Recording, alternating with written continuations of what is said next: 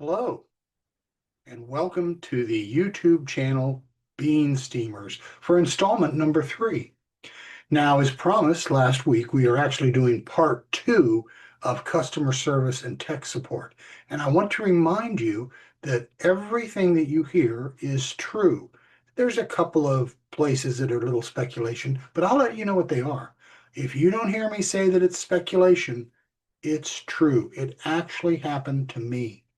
So I'm here today with Harold the Baby Bigfoot back over there, and certainly have on my Rickenbacker 37012 t-shirt, the best guitar ever made.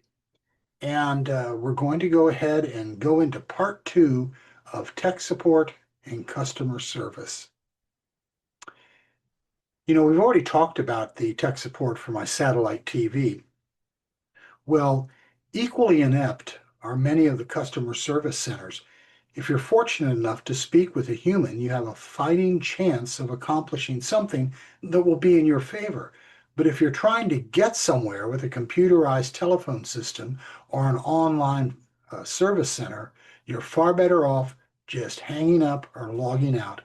That is if you were to even get to the point of logging in. Such was the case when I tried to register my credit card from a certain department store online to take advantage of all the wonderful discount coupons and rebates that are strictly for those who register over the internet. Now, if you're wondering which store this is, all I can say is it begins with the letter K and does not end with the word Mart. I went online and began the process of filling out a very long form that wanted to know everything about me. My favorite color, my college major and minor, snow skiing experience, if I had ever owned a foreign-made automobile, and also some really stupid stuff. However, one really valid question when it came to guitars was, am I a Gibson or a Fender guy? Now, that one made perfect sense to me. I'm a Fender guy, if you must know. Custom shop and vintage all the way. Nothing beats a road-worn 1956 Stratocaster. Actually, in the spirit of full disclosure, they didn't really ask me any of those questions, but they did get enough information on that form that it was tantamount to an autobiography. It took forever to fill this form out, and I wondered if the fabulous discounts and rebates that I had been promised were even worth all the effort that I was going through just to qualify for these outstanding gifts. Evidently, when I filled out the application for this credit card, if I even did, the card was somehow tied to my cell phone number. At the end of giving him my life's history, a window came up and said, "We need to make sure that the person that filled out this application is really you. We'll send a one-time code to your mobile phone that you can enter within 30 minutes after you receive it. Do you want a telephone call or a text message?" Well, I opted for a text message, and soon my phone was lighting up with a 6-digit text to type into the little box that was now before me on my computer screen. I looked at the code, let's just say it was 123456, and typed it into the proper box. Then I clicked the little button that said continue, and I was giddy with glee at all the benefits that would shortly be showered upon me. The screen changed, and there before my eyes were the words in red, "Invalid code, please try again." Obeying the computer, I dutifully typed in 123456 and hit the continue button, and again I saw the invalid code, "Please try again."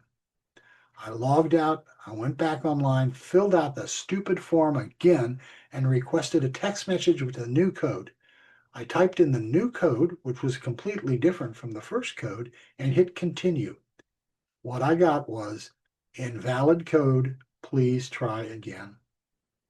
Now, I did this 2 more times, now with 4 separate codes, and was told that I had an invalid code each time. I finally got the message. They didn't want me to be in their little club.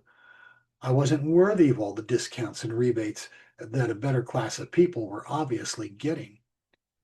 Alas, these rewards that had enticed me to the point of going on their website and filling out this form 4 times were never meant to be. I retreated to my bedroom and pulled a blanket over my head to hide the shame of not being worthy.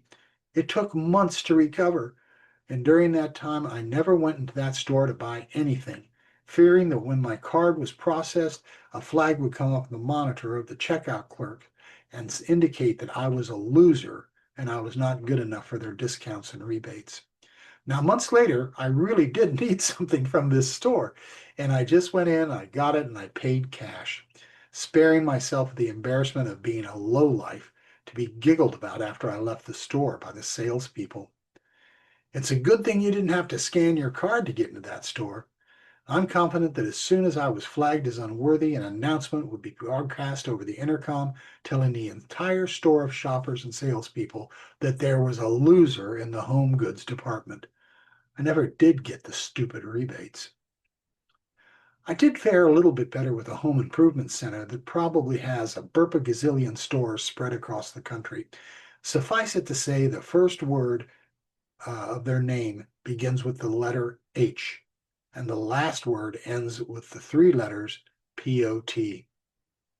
I was in the market for an area rug for my living room, a cute little house that I bought 40 years ago, and I often say I like it so much that I've bought it 4 times. Yes, we're talking about beautiful plastic fork ranch. Anyway, I was in the market for an area rug for the living room, and I found two that I really liked. One was at a huge national chain of mall stores, and the other one was at this aforementioned home improvement store. They were both about the same price, around $850. Both appeared to be of the same quality. I just couldn't make up my mind which one I wanted. So one day I was again checking the rugs, looking at both of them, trying to make up my mind, going back and forth between the two. The page refreshed on the one at the home improvement store, and it was now on sale, down to $535. Being the simple person that I am, I instantly made up my mind. The one at the home improvement store would be mine, and I would grace the living room of Plastic Fork Ranch with this carpet. Then I had a stroke of genius, which is pretty rare for a simple guy. I would cash in credit card points I had accumulated to get gift cards at this home improvement store and pay for the carpet with these said points. Now, this is a benefit that the mall store didn't have. The new carpet actually wouldn't cost me a nickel out of my pocket. I called customer service and ordered the carpet, giving them my gift card numbers, and I was told that the carpet would be delivered to the store in a week's time. I was pretty happy, not only at the prospect of getting the carpet on sale, but also not having to put one copper penny out of my pocket. Life was good. A week later, I called the store to see if my rug had been delivered, and all they could tell me was no. I didn't worry too much about this for a variety of reasons. Maybe there was a common cold epidemic at the manufacturer that was located in the Peachtree state of Georgia, or maybe the truck driver that was bringing my carpet to me had gotten a flat tire or two as he was en route.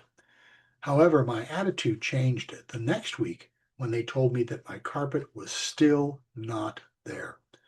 Same thing the week after that, and the week after that. I knew the name of the trucking company that was making the delivery, and I got a tracking number from the receipt that had been emailed to me, and I gave them a call. After getting the runaround for a while, I finally got a hold of someone who told me that the carpet had been delivered to a woman in Tallahassee, Florida, and she would refuse to accept it. It's mighty nice of her. I was then told my carpet's current location, a warehouse in Orlando, Florida. I called the warehouse and identified myself as the owner of the said area rug and was informed by the local manager, who spoke with a pronounced local drawl, that my rug could not be shipped to me. It had to go back to the manufacturer in the Peachtree State. It was now considered undeliverable. I tried to reason with him that this rug was in fact deliverable since he now possessed the correct address, but he wouldn't budge. This is exactly what he said, and I quote, "Rules is rules." He told me that the rug would have to be sent back to Georgia and I would have to reorder it, this time hopefully giving them the correct address. I really believe that this bumpkin thought I had ordered the carpet and purposely given them an address in Tallahassee just to mess with them. I held my tongue and called the home improvement store to fill them in on the latest developments, hopefully resulting in the reorder of my area rug. I had learned from the past when you call customer service for this chain of stores, and most other places as well, that you are brutally subjected to a computerized phone answering system that ties you up with inane questions forever and really doesn't get you anywhere. I've always believed in my heart that these moronic computerized phone systems exist solely for the purpose of frustrating you to the point of giving up and slamming the phone down. Less customer service calls for the company to contend with. I also read somewhere long ago that if there are several ways getting around these systems, and I decided to give one of them a try. I pushed 0 on the keypad about 200 times, and finally an actual human came on the line and said in a very exasperated tone of voice, "Can I help you?" I said, "Yes, you can." I proceeded to tell her the whole story of my area rug for Plastic Fork Ranch, the big mix-up, and why I was now in a warehouse in Orlando, Florida, and they would have to reorder it. "I see," she said. "I guess we could do that." I guess? Well, I guess I could make your store my default home improvement store, get everything I need for my house, and I guess I'll pay for it. Never mind the fact that you have $535 plus tax of my money. Well, my credit card cash back points. It's the same thing, isn't it? And never mind that I was the one that did all the legwork to find out where this rug was, which is really your job. I brought all of this to her attention, and then I went to the jugular. So I spent the better part of a day doing your job, and I really feel that I should be compensated for it. I think that $100 gift card from your store would do nicely, don't you?" She replied, "Yes, I think that's fair. I'll get it right out to you, and your rug will be expedited to our store. Expect it in 3 days." Well, she acted like the 3-day delivery thing was a big deal. And I didn't have the heart to tell her that I could go down there, get it myself, and be back in a day and a half. But I didn't say anything. As promised, 3 days later, I had my area rug in the living room at Plastic Fork Ranch. I haven't found anything that I need bad enough to go back to that store and spend my $100 gift card, though. Probably won't. Well, this isn't the only run-in I've had with a home improvement store. One of the most bizarre was with an online store that was somewhere up north in Minnesota, as I recall. I've had a wood-burning stove in the family room since Reagan was president. It was never used too much. It just seemed like a good idea at the time. Natural gas costs were rising to what was then perceived as atrocious heights. Today, it's twice as expensive as that. And a wood-burning stove was a good idea to save on heat costs. Of course, when you factor in the time and money it takes to procure burnable wood and the cleanup and maintenance the stove demands, you're just better off paying the stupid gas and electric bill and taking a nap with all the time you saved. Then, about 3 years ago, I decided to get a gas insert for this stove. That way, I figured, I could enjoy the fire, help heat the house, and have no cleanup. Also, I wouldn't have to forage for wood like some 19th century lumberjack version of Daniel Boone. I looked around at what was available locally, and all of it suffered from the same disease, El Cheapo. I then went online and found that there was a much better quality of product to choose from. I settled on this place up north for some reason that I can't remember and went about choosing my new insert. This was evidently a place that custom built these burners to your specs. That was a good sign, so I thought. The first thing they wanted to know is how big the firebox was on my stove. Then they wanted to know what BTU rating I desired and if I wanted to add any other bells or whistles. In the end, I ordered a unit that put out far better than fair amount of heat and paid extra for a remote control unit that allowed me to raise and lower the fire and thereby the intensity of the flame. When it was all said and done, the total bill came to just about $900. About a week later, there was a knock on the door. My gas insert had arrived. Not being one to rush into things, I moved the boxes in the family room and went back to whatever I was involved in at the time. After staring at the boxes for a few days, I came to the conclusion that the energy was right, and I put an old sheet on the kitchen table and began to unbox my new gas insert fireplace. After laying everything out and cross-checking it against the picture of what it looked like, all assembled, I realized that I was missing a part here and there. Then I found another part missing, and then another, then another. When I had completed going through the list of parts, I came to the conclusion that I was missing about half the unit, and that there was no clear instructions on how to put it together. So I did what any other 21st century Renaissance man would do. I called customer service. I got linked up with a computerized telephone system that wanted me to push one for a certain response and two for a different response. Nothing the stupid voice was saying to me really fit my situation, which was very frustrating. Just as I was ready to push zero a couple of hundred times, the computer voice said that it was going to link me to a customer representative. Them. How can I help you today? She didn't know yet if I was a sir or a ma'am. Me. Well, I bought one of your gas inserts and I'm going over what I received, and I have a whole list of parts that I'm missing. Them. Parts you're missing? I'm afraid I don't understand. Me. Well, let me see if I can put it another way. I don't have what I need to make this a functional unit. What I have is worthless to me. Them. Sir, I'm going to assign you a claim number and refer this to my supervisor, who will be in touch with you in the next few days. In the next few days?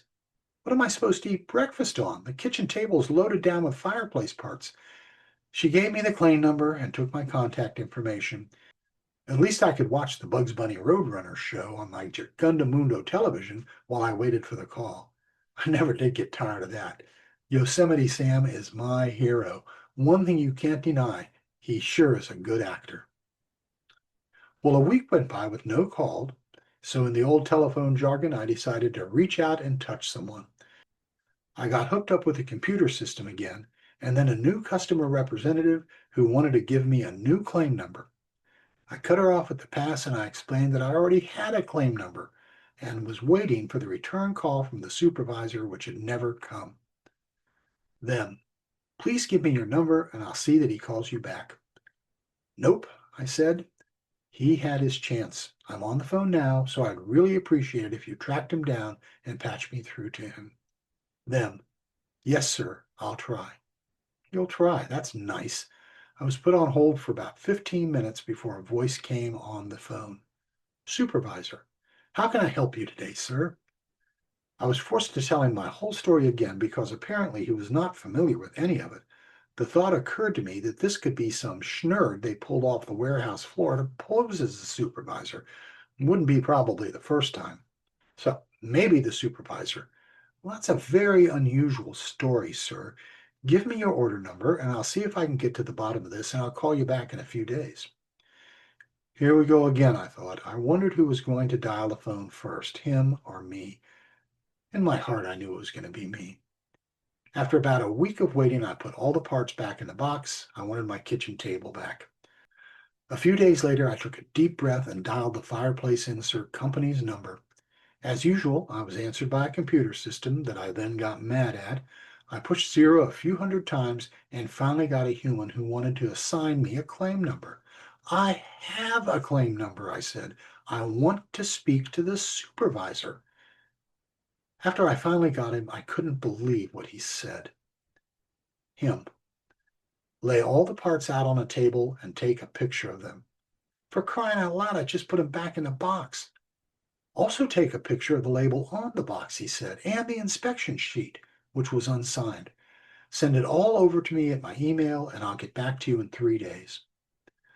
I quickly replied, I don't mind doing that, except for the fact that you've already demonstrated that you won't call me back. And quite frankly, I don't trust you or your company. He said, I promise I'll call you. So I said, okay, give me your name and cell phone number. I'm sorry, that's against company policy. So is cheating customers out of what they paid for. Fork it over. He knew what fork it over meant, even if they didn't in Mumbai. He caved in and he gave me his name and his number. The wait then began. 5 days later, I got tired of waiting and I dialed his phone. Surprisingly, he answered. You said you were going to call me in 3 days. It's been 5. I know. Sorry about that, but I do have an answer for you. We're trying to figure out why you got a box full of parts. This unit should have been sent to you completely assembled." "What?" I said. "You're trying to figure out this on my time? Shouldn't you have figured out that I didn't get what I paid $900 for, corrected my order, and figured out that all this was to be done on your time?" The exasperation in my voice was, well, apparent. Any fly-by-night amateur junior detective could have solved this juvenile mystery. Here goes. Elmer Bob Jenkins, assembly person for the unnamed fireplace insert company, had a first cousin, Petunia Jenkins, that needed some replacement parts for her fireplace insert that Elmer Bob had gotten for her at the standard employee discounted cost. Elmer Bob just borrowed the parts for Petunia, having the full intention of somehow making it up to the aforementioned fireplace insert company. He took what he needed for Petunia, placed the rest of the unassembled insert into a shipping box with a blank inspection form. Otherwise, inventory control would have been all messed up. This way, the bean counters would see that all the parts needed for the insert were accounted for, and what they didn't know was that this particular insert in question had actually left the assembly line in pieces. Half to Petunia and half in a sealed box which Elmer Bob dutifully placed on the appropriate shelf in the warehouse, just waiting for it to be shipped to some poor, unsuspecting slob. Me. It could have sat there for months, maybe even years. Maybe Elmer Bob didn't even work there anymore. Anyway, it was safe to say that I got half an insert and Petunia got the other half. Back to the phone conversation. "Okay," I said, "your time is up. We've played the game way too long, and you've demonstrated that you're not responsible enough to make this right. So here's what I'm going to do. I want you to ship me an assembled insert, meeting the specs that I ordered. I want this on my doorstep in 36 hours. I know you can do this because I could drive to your plant, pick it up, and be home in less than 36 hours. In the box with the assembled insert, I want explicit instructions on how to return to you the things that I have. Postage paid. Now, if you don't include these instructions, I'm not shipping what I have back to you. I'm not going to ask you if you have any questions because there are none. This is what you're going to do, or I'm going to kick it up a notch, start talking to management, and you may find yourself on the unemployment line. Goodbye." I hung up the phone and set my stopwatch to count down from 36 hours.